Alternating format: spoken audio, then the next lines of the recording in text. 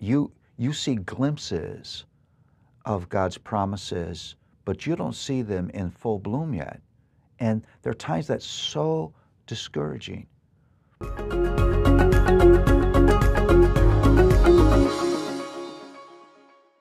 Well, if you're a person that likes mysterious, rather confusing visions, read Zakharia. Zakharia is mysterious, confusing vision after vision after vision. Zakharia was a prophet and priest around 20 years after the return of God's people from captivity in Babylon. And things are not as good as the people of God would have hoped. In fact, Zakharia is addressing discouraged people. The temple foundation has been constructed, but the temple is unfinished. And it's that living between the already and the not yet that is so hard. It's that life in the middle where you sort of see the promises of God, but you don't see them really realized fully. And I think that's very helpful because that's where we all live.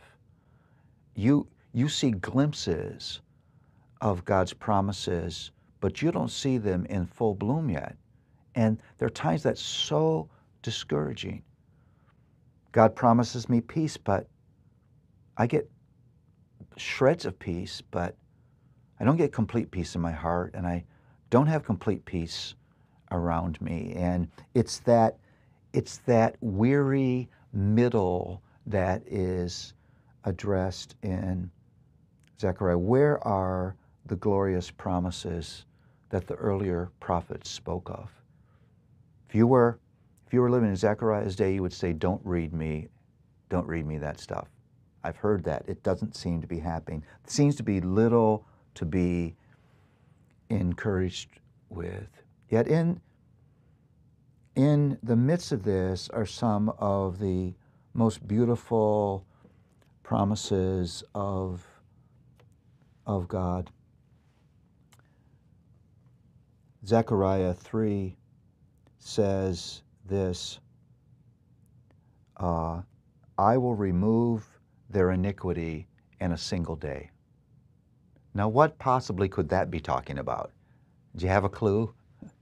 When is the single day that sin is once and for all dealt with? You could not get a more direct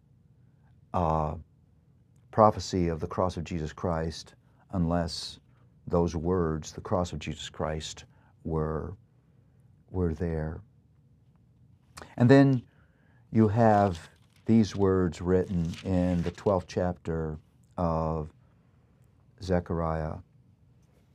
And I will pour out on the house of David and the inhabitants of Jerusalem a spirit of grace and pleas for mercy, so that when they look on me, on whom they have pierced, they shall mourn for him as one mourns for an only child, and weep bitterly over him as one weeps over firstborn.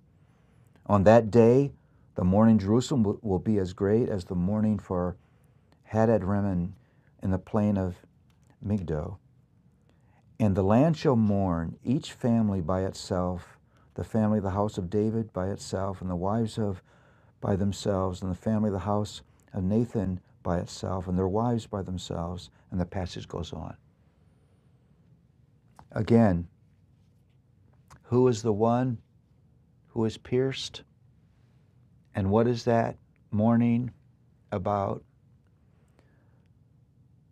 What God consistently does for his people is he keeps saying, don't be discouraged. This is not all there is. There is more to come. For people in the Old Testament, that was the promise of his first coming. I'm not done yet.